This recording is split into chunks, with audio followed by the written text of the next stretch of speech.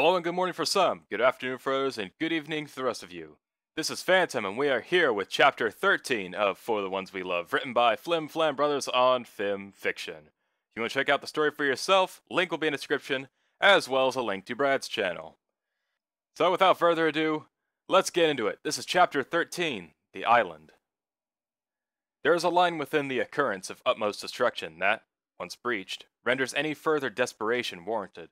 At this point in that hell, any tactic or move, no matter how insane, catastrophic, or ethically and morally questionable, is far more acceptable than the never-ending nightmare that perpetuates otherwise, even if that move is to release something possibly worse. A quote by ICCUWAUNSIMTOI, or ICCUWAUSIMTOI. I don't know how to spell your name, I'm gonna be honest. Spike soared through the air, his head racing with crazy ideas and thoughts. The one that kept coming up was how he was going to convince the entire dragon population to go to war with the ponies. Dragons and ponies didn't have the best history, what with 1,000 years of pony oppression, and then the dragons' losses in the wars that followed. It was going to be interesting at the very least, but he had to at least try. The fate of Equestria rested with him. He needed to at least convince some dragons. He approached the Sea of Ponies, the great watery basin that separated Equestria from the Badlands. A trip that would take him almost a week by boat, but by air it would only take a day if he hurried. He searched the air for a wind current for him to ride on. Spike soared through the sky, going as fast as he possibly could. Over the still blue sea he flew. Below him, dolphins leapt into the air and played, weaving through the water with grace. He flew down a bit, skimming his claws on the surface of the water, playing a bit with the dolphins, which quickly fled from the descending dragon. What are you doing, dragon? He almost flew into the water when he saw Dark Conquest relaxing in an inner tube, wearing sunglasses and holding a tanning mirror. What the hell? I thought you could only annoy me when I'm asleep. Au contraire, my scaly green friend. I used to only be able to do that, but every day I grow stronger. In a few days, I shall be able to pierce through the shadows and be free once again. So you're going to annoy me 24/7? Great. Conquest slid deeper in his inner tube, readjusting the tanning mirror. As fun as that sounds, dragon, I fear I have other matters to attend to, like my performance. Your performance? Tell you about it later, dragon.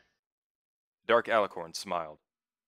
Now, back to my former question. What are you doing, Spike? I highly doubt this is a vacation. It's none of your business. Hey! Conquest grabbed the tail of the fleeing dragon. I'm not done talking yet. Take a seat, if you will. He snapped his hooves, somehow, and a red and white inner tube emerged from the water. Go ahead. It won't bite. Spike looked at the tube. It looked safe enough. He slid his tail in the hole of the tube and took a seat. Ow! The dragon cringed as he felt teeth dig into his tail, holding him to the tube. Oops. I guess it does. Oh well, happy accident. Now, tell me what you're doing. If you really must know, I'm heading to the Badlands. Conquest's smile grew at the mention of the country. You mean the Badlands? Land of the dragons? Spike nodded as Conquest splashed happily in the water. That's wonderful! I've been there before, you know. I can show you all the great sights, like the Salt Flats, Needleneck Woods, and you have to see Volcana. Yeah. Conquest looked at Spike. Something was up with him, and he could smell it. Hey! He pointed to a nearby island. We should check that out! I'd rather not. Nonsense! It'll be like a little adventure! He put a hoof on the inner tube that Spike was sitting on, and they both went up in a puff of smoke. They re-emerged on the edges of the island. Conquest immediately got up and looked around. The golden sands of the beach quickly turned into a thick green jungle of vines and trees. Just as I thought, He said to himself, looking behind at the dragon. Come on, Spike. I want to show you something. He jumped into the dense forest. Spike rolled his eyes as he followed Conquest into the woods, pushing through the branches and leaves. So is there a reason we're here? Really, Spike? Well, when a mommy dragon and a daddy dragon love each other very much... I meant, what are we doing here on this island? Oh, is that what you meant? Next time be more clear. No, we're here because I need to say hello to a very old friend. Spike frowned. You have friends? Every pony has friends. Conquest smiled. Mine are just all dead. I figured. The two continued to walk through the thicket of the forest, scaring off stray birds as they approached a small cave that was dug in the side of a small mountain. Dark Conquest happily hopped over to the cave, taking a quick peek inside. This is the cave. He disappeared inside. The dragon followed the energetic pony into the cave. The cave was dark and dank, and it was covered with strange markings, as if a creature had dragged its claws into the walls. They were probably marking their territory. Come in deeper. Conquest called from within the shadows, his voice bouncing off the wall in a disturbing echo. The purple drake continued his descent, the sun from the entrance getting dimmer with each step, until he was in complete darkness. He felt around with his feet, finding a large stick on the ground. He picked it up and spat on it with his dragon spit, igniting it with a slimy green fire. The cave glowed with the light of his jade-colored fire, as the dragon continued deep into the cave. Spike, I'd be careful if I were you. I think something might still live here. Spike flinched, turning into the direction of the sound, but it was too dark to see. He heard hoofsteps behind him, so he spat around, gripping the makeshift torch like a club. Rattling of bones, again behind him. The dragon's heart was beating furiously as he was unable to see the approaching sound. Boo! Screamed a giant cow skull, appearing from the shadows. Spike instinctively smashed his flaming stick into the base of the bone, shattering it into two, revealing a smiling black pony. You know, if I was capable of feeling pain, that would almost tickle. Don't do that. Enough fun. We're here anyways. He looked off in the dark of the cave. His long dark horn began to glow with that hellish red of his, and several bright orbs started to fly around the room and floated next to the walls of the cave. This is what I wanted to show you. In the crimson light of the magic lied a large, bone-white skeleton. From the tip of its nose to the end of its tail, it had to be at least over 200 feet long. The tail area was covered in spiky bones, and the thing's ribcage was as large as a carriage, and attached to the spine were two skeletal-looking wings. The creature's neck was long and covered with thin-looking spines, and the head of the beast was massive, its thick skull resting in the dirt, cracked with massive teeth. This is a dragon's. Was a dragon. Conquest corrected, looking at the dead dragon. That was until she made the fatal mistake of trying to stand up to me. He walked up to the dragon's skull. The things we do for the ones we love. What do you mean?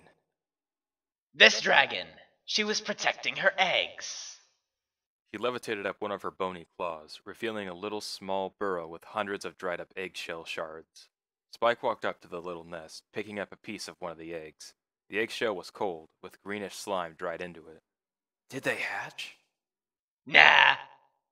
Conquest smiled, levitating the head of the dragon's skeleton, snapping it off from the neck and placing it over his head. I decided to smash them. Somehow that doesn't surprise me. Yes, it seems that I have finally whittled away at your soul. The alicorn smiled. It's so amazing how very little you care about your mother's death. His heart stopped. Mother? Conquest groaned playfully. What? You don't recognize your own mommy? He held the giant skull in his hooves. The dragon fell to his knees, staring at the body of the dead dragoness, the way that she huddled around the nest, using her own body to protect them at any cost. It had all the signs of a loving mother, a mother who would give her own life to protect her babies. No. He fell to his hands, panting heavily, trying to keep calm. You're lying! This is a dead dragon you found. You're trying to get in my head! I'm already in your head, dragon. And when have I ever lied to you? It is seriously the only thing I've done right with you. You're far from perfect. He dug his claws into the dirt. And this is just a lie. A lie to get me angry. Stubborn little dragon is stubborn. He walked up to Spike and placed a hoof on his head. If it will make you feel better, I'll show you. His horn started to glow. Streams of magical energy began to engulf the two, and soon the world around them began to change. Slowly at first, then speeding up until the world was a blur around them. 5 asteroseas and a scene break. Things had gone from bad to worse in Canchalot since Spike had left only a few short hours ago. Celosia had stormed off into her private quarters, while Luna lay in a puddle of her own tears, sniffling and muttering apologies. Meanwhile, Rarity was standing by the windowsill, looking off in the direction that Spike flew off in. "It's just not fair!" She shut the window and turned to her friends, who were trying to comfort Luna. "I waited years to finally admit my feelings for him, only to have my love whisked away for almost a month. Then, finally we get some alone time, and he takes off again." "You know he didn't mean it, Rarity," said Twilight, looking up from Luna. "He just has a lot of pressure on him right now, and it doesn't help that this Conquest guy seems to be indestructible." Rarity took a deep breath, letting the sigh drag out as she let the anger leave her body. "I suppose you're right, darling." She walked towards her friends and the distressed princess. "Though what are we going to do about this unpleasant situation?" Please, ponies. I deserve everything that has happened to me and more. What I have done to my sister, to all of Equestria, it is unforgivable. "It's still kinda weird that you're in love with your brother." Rainbow received a scowl from Applejack. "Rainbow, keep a lid on it." No, Luna wiped away one of her many tears. she is right in a sense, but Curator is not my brother. "Say what?" We were all born from different parents. We are brother and sisters as alicorns, but not genetically. She turned to Twilight. It is like how you and Spike are brother and sister, in an emotional sense, not by blood. "Well, that's not so bad, but still." "RD, drop it." It's okay, Applejack. Luna picked herself up from the ground, standing on her shaky legs. What's done is done, and I am to blame. The ponies sat in silence, unsure of what to say. The way that Luna had acted was indeed foolish, and in a sense they wanted to be mad at her, yet at the same time, they all felt bad for her. She was just another victim of love, and who hasn't done something crazy for someone they loved? "I forgive you." Luna raised her head in confusion. Of all the ponies I've wronged, I would not expect you to forgive me, fair Rarity. The fashionista smiled. "And maybe I shouldn't, but I know how it feels to be denied love. It's terrible knowing that your special somebody is with another, and that you are powerless to do anything about it." And how do you know of this? "Me and Spike have been dancing around the subject for years. We were both afraid to tell one another how they felt.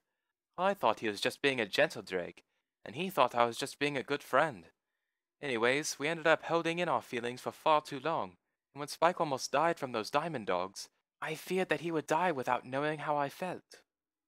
The Dark Princess scrunched her brow, tilting her head slightly. So, you're saying that what I did was normal? "No." She shook her head. "What I'm trying to say is that you should have told him how you felt long ago. Otherwise, it builds up inside you and you might lose him." She placed a hoof on the princess's blue chest. "Or you'll lose yourself." The Night Princess looked to the kind mare in front of her. She started to tear up again. Spike is lucky to have you. She wrapped her hooves around the pony. I would take everything back if I could, and I will do anything to make it up to you. "Anything?" Anything. The white unicorn smiled, looking at Luna. "I actually think there is something you could do for me. Or rather, you can do for us." 5 astraces and a scene break. When the spinning stopped, Conquest and Spike were outside again, sitting on the beach. Spike's head was spinning as he struggled to get up from the ground. Conquest sat on the edge of the beach, looking out into the distance. What did you do?" I took us into my memory. Magic is great, isn't it? Especially when you have as much as I do. He looked out into the distance. There we are, right on schedule. "What?" Looking to where Conquest was pointing, far off, over the seas and heading towards them, were 2 figures, one a shadowy black, and the other a blinding white. You've gotten slow, sister. Have you put on weight? "Get back here, Conquest!" She tried to pick up pace as the dark alicorn flew over to the island where Spike and Conquest were at. I'm sorry, what was that? I couldn't understand you with all that cake in your mouth, fatty. He flew over Spike in the present-day Conquest and dove into the forest, Celestia hot in pursuit. The alicorn beside Spike got up. Shall we continue? He headed into the forest. Fine.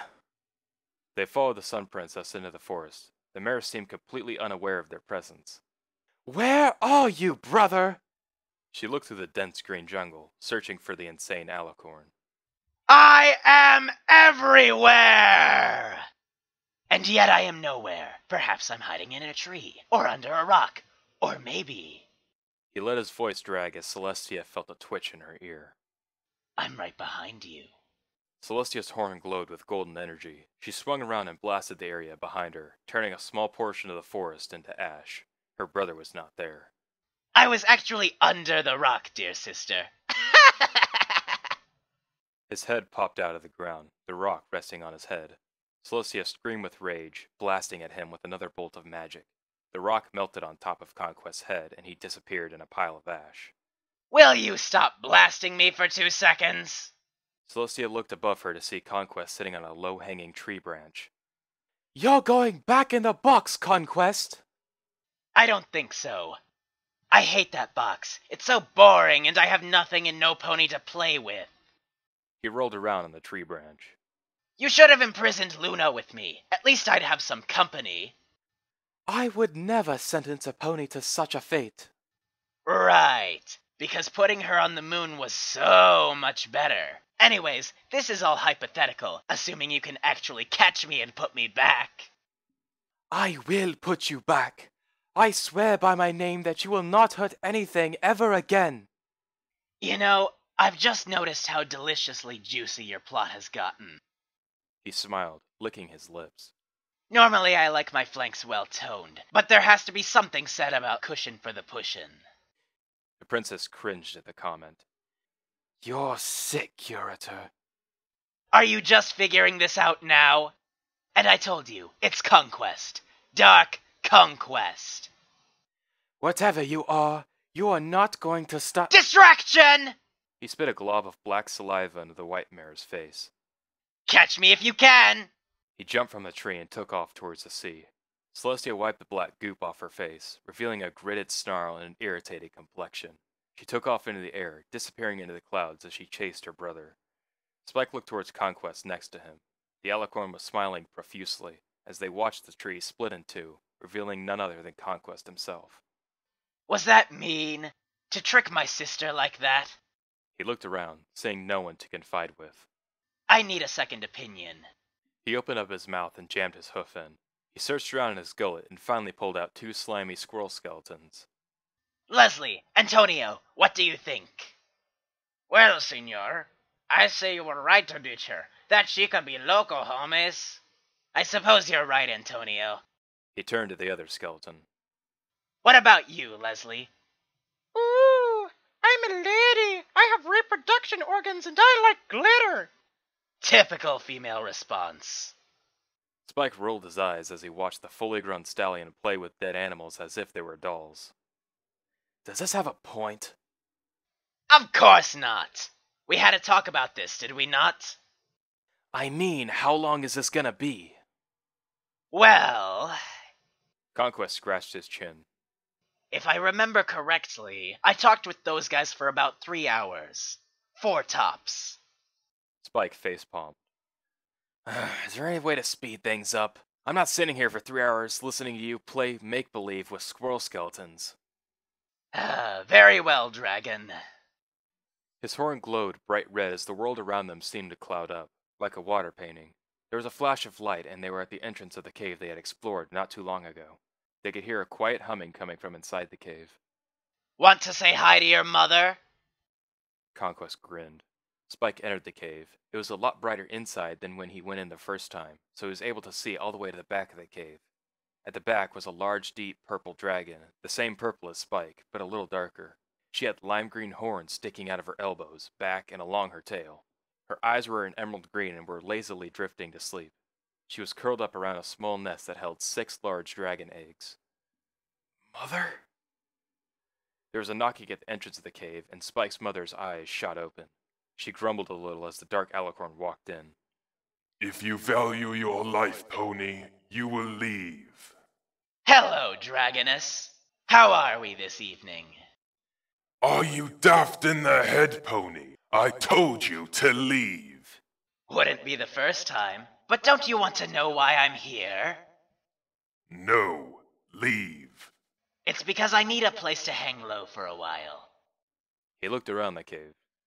And I like this place. It's warm, cozy, and you even have some eggs for me to snack on. He stared at the nest of eggs and eyed them with evil intention. The mother wrapped her tail around her eggs. Touch my babies, and I will eat you, regurgitate you when my eggs hatch, and laugh as I feed you to my newborns. And ponies say I'm dark. Well, that's all fine and dandy, but I think you'll want to vacate the premises immediately. Steam was being emitted from the dragon's mouth. I will ask you one more time, pony. Leave my cave or die! Conquest took a few moments to weigh his options, thinking of any sort of consequence that could befall his actions. No. The cave was engulfed in a dark violet flame as a large purple dragon unleashed her fiery inferno upon the alicorn. Conquest was blasted out of the cave, breaking through several trees before smashing into a large rock. Good riddance, pony. She stuck her head out of the cave. Far away, Conquest had his neck stuck in a rock. The rock began to shake as it melted around him like ice. A few shakes and all the dust and molten rock was off of him and he took to the air, charging at the dragon. You still live? She took a deep breath and spewed more purple flames at the approaching pony. Conquest was ready this time, simply weaving through the fireballs as he neared his target. The dark pony smashed the dragon's jaw with an uppercut, causing the gigantic beast to go flying to the air. He followed up his attack by grabbing her with his magical grip and slammed her into the ground with a thunderous shock that shook the earth. She fell on her back, leaving her soft underbelly exposed as Conquest dived down towards her. No! Spike took to flight in an attempt to stop the alicorn from killing his mother, but passed through him. It was a memory after all, and everything that had happened had already done so. The dark pony was mere feet from the dragoness's stomach when she rolled over and smashed Conquest with her spiky long tail, where he collided into the stony wall above her cave. She got up and grabbed his stiff body in her massive claws, slamming him against the mountain and dragging at his head on the hard surface. She took a look at the pony. He barely had a scratch on him. The dragoness threw him at the ground and stomped her giant foot on top of him. She met a fair bit of resistance from the surprisingly strong alicorn, but eventually felt the satisfying squish underneath her. Lifting up her foot, she expected to see a bloody mess and a broken body. Instead, the ground was clean of blood and Conquest had vanished. Looking for someone? Conquest appeared in a flash of shadowy smoke behind her, summoning a shadowy hammer as he smashed it on top of the dragon's skull. The dragon fell to the ground, dizzy and disoriented. Conquest's hammer had disappeared and he landed on the purple dragon's thick gullet. His face was deranged and smiling, with blood dripping down from his eyes like tears. You should have listened to my warning, dragon. Now you'll watch me as I eat up your precious little eggs. I'll die before you hurt my children. Conquest smiled, his bloody eyes staring into the dragon's. That can be arranged. Conquest, enough! Cried a voice from the heavens. The dark pony glanced up to see Celestia descending from the sky. Your strife and terror ends here! Not now, Celestia. I'm sort of in the middle of something. He looked up from the dragon and to his sister. The dragon took this opportunity to grab Conquest, squeezing him in her claw. You should have listened to my warning, pony. She shoved the shadow alicorn into her mouth and swallowed him whole with a loud chomp. The princess was stunned, her face struck with terror. What's your name? Nightfire. Now, lest you want to meet a similar fate, you will leave me and my eggs alone. Nightfire, I am Princess Celestia from Equestria, and I would personally like to thank you for stopping my brother, Conquest. If there is anything you desire, do not hesitate to ask. You can leave. I'm tired and want to get back to my nest. Celestia nodded. Then it shall be done. But before I leave, I must request that you spit out my brother, so I may see that he is returned to his prison. Nightfire shook her head. That pony threatened my nest. He will burn in my stomach for the next decade, and then when my eggs hatched, they will feast on his flesh for what he tried to do. You may have what's left of him then. You do not understand. He doesn't die. He is incapable of being killed. Believe me, I've tried. Do you think I can... The dragoness grabbed her stomach, feeling a sharp pain from within. No, that's impossible. There was a muffled laugh coming from her belly. You should have spat me out, Nightfire. I don't digest well. She felt more pain being emitted from within, her stomach becoming tight as if something were pushing against it. Some would say that I cause stomach trauma. He burst through her stomach in a bloody explosion of blood and gore. The dragoness roared in pain as she fell backwards to the ground, blood still gushing out of the massive hole in her abdomen. Conquest stepped out of the dragon. He was covered from horn to hoof in the dragon's blood, the only distinguishable feature being the fangs of his pitch-white smile. Spike fell to his knees as he watched his mother bleed out. He watched her die, and there wasn't a damn thing he could do about it. He couldn't even scream. Now, dear sister. He shook the blood off his coat. I'd love to stay and chat, but I have an omelet to cook up. No more! She jumped down from the sky and blocked the entrance to the cave. This ends today! The dark alicorn rolled his eyes. I'm not in the mood to do this now, sister. He disappeared in a puff of smoke, reappearing behind her. So let's postpone the end. Conquest! She focused her golden magic and blasted behind her. Conquest ducked out of the way, the magic bolt crashing into the wall. Please, sister. His horn began to glow again as a red barrier separated him from Celestia. Let me have my fun. He walked over to the nest and rolled one of the eggs under his hoof. Now let's see here. How many eggs do you need to make a dragon omelet? Oh, that's right. Squish. 1, Squish. 2, Squish. 3, Squish. 4, Squish. 5. He stood in the puddle of dragon yolk and slime as he rolled the final egg under his hoof. Now, do I want an extra large serving? He wondered. The answer was obvious. Of course I do! He reared up over the final egg, flashing his toothy smile. 6. Don't you fucking touch my child! Nightfire charged towards the evil alicorn. The barrier was shattered as she charged at him, snatching Conquest in her teeth and scooping up the egg in her claws. Even the dark and insane alicorn couldn't help but mutter a feint. Oh crap. Dragon! Celestia called. Her eyes were glowing white as 6 orbs of colorful energy surrounded her, the elements of harmony. With her magic and the power from the elements, a large white portal opened in front of her. Throw him in the portal, Nightfire! It's the only way to contain him! The dragon didn't argue. Glaring at the alicorn stuck in her teeth, she spat him out, and into the portal where he grabbed onto the edge, holding on desperately. You think you can stop me? I feel the pull of this spell getting weaker, and yet I always grow stronger. This prison will not hold me forever, Celestia. He purposely let go. You cannot stop my conquest! He fell into the abyss of light and disappeared as the portal closed, trapping the alicorn in his prison once again. Celestia fell to her knees. It was getting harder to contain him, even with the help of the elements. She had been lucky that the dragon was here for her assistance. Thank you again, dragon. She was out of breath and dripping with sweat. Dragon? Nightfire was laying on the ground. The wound in her chest was still trickling blood. She was crying, her tears hardening as they fell down her as crystals. He killed them. Her face was growing pale. He smashed them all. My eggs. My babies. My little dragons. The princess sincerely bowed her head in respect. I am truly sorry for your loss.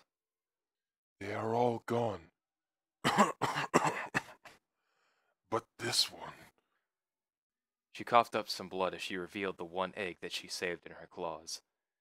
But without care, it will surely die. She didn't have much time left. The princess looked at the wound. It was beyond repair, and she had lost a lot of blood already. I wish there was something I could do for you. There is something, actually. The dragoness let her head rest against the ground as she stretched out her arms, presenting the egg in her claws. Wait, Do you want me to? Please, princess. She swallowed her humility. I would normally never trust another creature, especially a pony of all things, to raise my eggs. Her face started to sweat. But this is what I ask of you. Raise him to be strong and noble, to have heart. Him? You know it's a male. Yes, the spots on the egg. There's an odd number of them. He'll be male. The white mare looked into the dying dragon's eye. They were almost dried out from the tears. She slowly nodded her head. Very well. I shall take your egg back to Canterlot, but I fear I know very little about raising dragons. Just keep the egg warm. If it goes cold, then... She didn't want to think about it. Keep the egg safe. I promise on my life. Nightfire smiled a strained but caring grin. Thank you, Pony. Her consciousness was slowly slipping away. Now, let me spend my last moments with my son. Of course. Celestia turned around and exited the cave, passing by Spike and Conquest, unaware of their presence. Spike walked up to his mother, who was cradling his egg. She couldn't see him sit down next to her as they both stared at the egg. He rested his head against her cheek.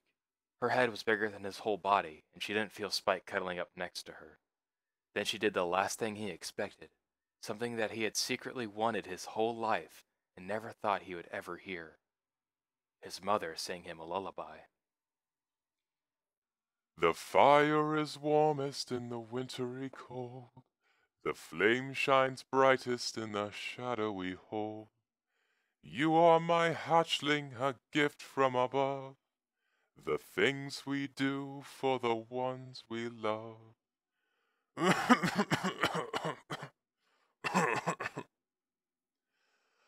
I'd brave every danger to spare you ill fate.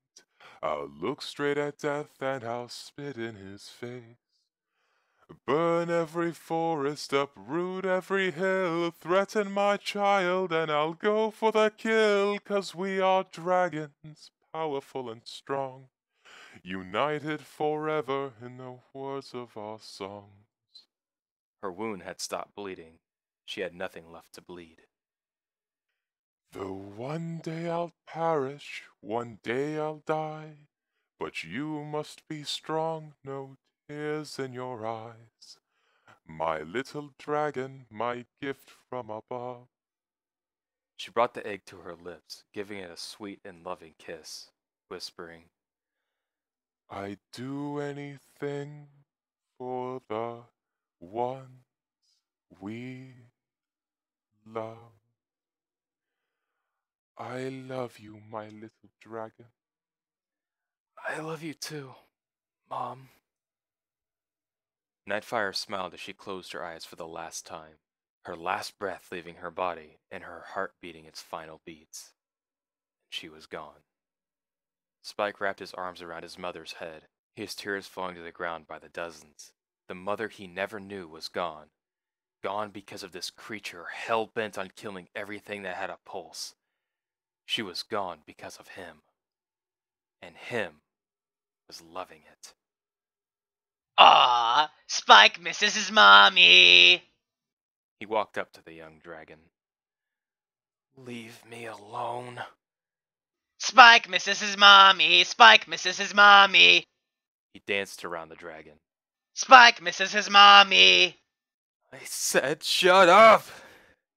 He was still clutching to his dead mother. How does it feel knowing that there was nothing you could do to stop me? That there's nothing you can do now to stop me? Shut up, you crazy fucking pony! Spike leapt at the alicorn, his eyes red with rage and tears, swiping madly at the shadowy pony, but his talons only passed through him harmlessly. He tried breathing fire, but he didn't burn. Punching, kicking, tail swipes, nothing could faze Conquest. Nothing could get that permanent smile off his face. He fell to all fours in tears, his breath shaky and his body trembling and weak. It seemed the angrier he got, the weaker he felt. Pathetic. He looked down at the broken dragon. You're all pathetic little vermin. Feeling too much, caring too much. It makes me sick to my stomach. I'm going to kill you. Conquest bent down, getting to eye level. You sure as hell can try. He smiled, blowing a plume of smoke into Spike's face. Sleep, dragon. The drake in front of him started to become woozy and collapsed on the ground. 5 astraces and a scene break. Do you see anything useful? A voice asked. It sounded male. Nah, this whole island is a bust, said another voice. This one sounded female and annoyed at that. Why does everyone want to come here anyways? We never find any eggs or supplies on these islands anymore. Beats me, but what could you expect from a sky drake? They all have their heads in the clouds. Haha, said their cloud weaver to the rockmouth. Shut up! You started it. There was a pause, the sound of footprints getting closer. Do you want to check out that cave? Why? Never know what you can find. Maybe there's a gem deposit. The male voice asked excitedly. Can't remember the last time I've had a gem, the female voice said dreamily. I guess we could check inside. Great, the male said, the sound of hoofprints getting closer. God, it smells in here. Yeah, it's like something died in here. Hey, Glimmer, is that a dragon? Yeah, do you think he lives here? Doubt it. He looks way too young to be living on his own. He's probably our age. Whoa! Litherbite, did you hear that? He looks hurt. Grab him. We need to take him to the hatchery. Go get the others. Okay. The voice of Glimmer got quieter, calling for help while the other pair got closer, and Spike felt himself get lifted up. Easy, dragon. I gotcha. 5 astraces and a scene break. Spike slowly opened his eyes. He was in a well-lit cave that was a comforting hot temperature. He looked around himself and saw pools of lava everywhere, providing the light and warmth of the cave. Hey, he's awake, a voice said. Spike turned around. His vision was still blurry, and he was only able to make out a brown blob, surrounded by other blobs. You gave us quite a scare there. Where am I? You're in Volcana, City of Dragons. And that was Chapter 13, The Island of For the Ones We Love, written by Flim Brothers on FIM Fiction. Now then, I'm gonna say a whole bunch. Just sorry for the 2 week of Jack All, but I'm not gonna explain it. Just sorry about that. If you want to check out the story yourself, if you didn't hear in the beginning of the video, or if you haven't been paying attention in the last, I don't know, fucking 9 videos, link will be in the description to the story, as well as a link to Brad's channel. In any case, thank you all for listening. I hope you have an awesome day, and I will see you in the next video. Peace.